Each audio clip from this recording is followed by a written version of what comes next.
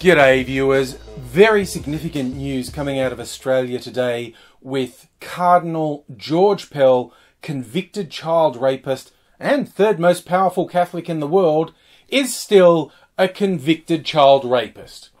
Also still third most powerful Catholic in the world because officially the Pope hasn't rescinded his position. And apparently the statement from the Vatican offered nothing more than, oh yeah, that's a thing that's happened. I mean, you know, not even a, oh, my bad. You'd think we'd have a basic vetting procedure of, hey, have you been raping kids? Because we don't want to promote you if you have. Apparently, no such vetting process in place. So, George Pell was convicted previously of sex offences against children, and he appealed. The response to the appeal has just been handed down, and it was rejected. Back to prison goes the child rapist. Now, this is very interesting to me because he is not just a Catholic, not just a powerful Catholic, but even by the standards of most Catholics, he's extremely conservative, extremely bigoted, very anti-gay, very into controlling the lives of people, not even mildly progressive. A lot of people like to feel themselves like, that's nice, the Pope's really progressive. George Pell, not. He is aggressively anti-progressive, always has been. He's always been a quite mean and spiteful person. And now he is a convicted child rapist. Now, because he's a conservative figurehead, he's been very aggressively defended by some conservative figureheads, notably two former prime ministers, John Howard and Tony Abbott, gave over-the-top character references for a child rapist, and a lot of talking heads, particularly in the Murdoch-owned media, are super aggressive in their defence of Pell and still refuse to acknowledge that he is a child rapist. That's a real hill to die on, isn't it? In the name of the culture wars, you're going to go down defending a convicted child rapist. That really says a lot about you. Now, interestingly, one of his most vocal supporters, shitbag called Andrew Bolt, I've seen people going, oh, Bolt's still defending him. I'm sure Bolt's a pedo. I don't think that's it. I don't think that's his reason for defending Pell. I don't think he's complicit in the sex crimes of Pell. I think Bolt is purely and simply a worshipper of institutions of power, particularly conservative institutions of power. And he's so overly committed to this worship of power above all else to promote conservative views, what he thinks are conservative views, he continues to defend a convicted child rapist. I'm going to use that phrase a lot because it is really important to not forget, among all of this, anyone who's still defending Pell is defending a convicted child rapist. That tells you a lot about their moral compass, that their worship of the power structure is more important than, I don't know, protecting children and seeing justice done. And of course, some people go, oh, it's a miscarriage of justice.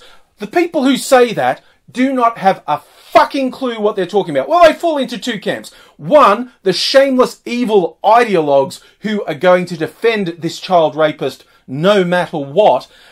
Second, it's the people who have literally no idea how the system works. And it is important to note that Pell's been dogged by abuse allegations for decades. This conviction was not the first time someone had said they'd been sexually abused by Pell, but none of the other cases went to trial. And the reason is, this is one of the most difficult types of cases to prove in court. Sexual assault cases are very hard to prove. Historical sexual offences are very, very hard to prove. Historical sexual offences involving someone as powerful as Pell are very, very, very difficult to prove in court. But when this guy came forward, there was in fact two choir boys who were sexually assaulted by Pell. One developed a heroin habit, which ultimately killed him because of the trauma inflicted on him by Pell. And the other guy did not come forward till after his friend had died, when he wanted to see justice done. Now again, some people who have literally no idea what they're talking about say, why did he take so long to come forward? This is basically what usually happens. The most common age of the children assaulted by the Catholic clergy was about 10. And most of the people who've eventually come forward and gone public to tell what's happened do not do it until into their 30s. There are so many societal pressures on people to not speak up, to not cause a scene, to not bring the church into disrepute. So it takes a very long time for people to come forward, if they're ever able to come forward. Some people carry it with them their entire lives, and it's absolutely appalling. And a lot of this is a spin-off of the Royal Commission into Sexual Abuse in Institutions in Australia, when Julia Gillard finally called the Royal Commission to investigate the stories that had been around for years. It was called, oh, it's a witch hunt, there's nothing there, this is political grandstanding. What it proved beyond any reasonable doubt is the Catholic institutions in particular, not only, but in particular, were rife with child abusers, top to bottom. There was just absolutely horrific numbers of child and adult sexual assaults being perpetrated by members of the Catholic order, priests and brothers as they're known. And it was so widespread. There were so few places that weren't affected by it. And through the last couple of decades, George Pell had been one of the most powerful Catholics in Australia, being appointed bishop, then archbishop, and eventually cardinal, and off to Rome he went, where he was in charge of the Vatican's untold fortune and was the third most powerful Catholic in the world. Also, child rapist. Now, as I said, Pell had been dogged by allegations for decades, but certainly prior to the Royal Commission, most cops, it would have been absolutely inconceivable to go after someone as powerful as Pell. It took a lot of evidence to make that happen. And when the survivor went to the cops with his story, the cops sat down. Now, again, the cops, it's not a case of whether they believe him, which they clearly did because he was telling the truth. It's they need to believe they can score a conviction, because there is so much pressure on bringing someone as powerful as Pell to trial. The cops don't even want to proceed unless they are so convinced by the evidence. And yes, witness testimony is evidence. No matter what some clueless or evil shitbag tells you, witness evidence is evidence.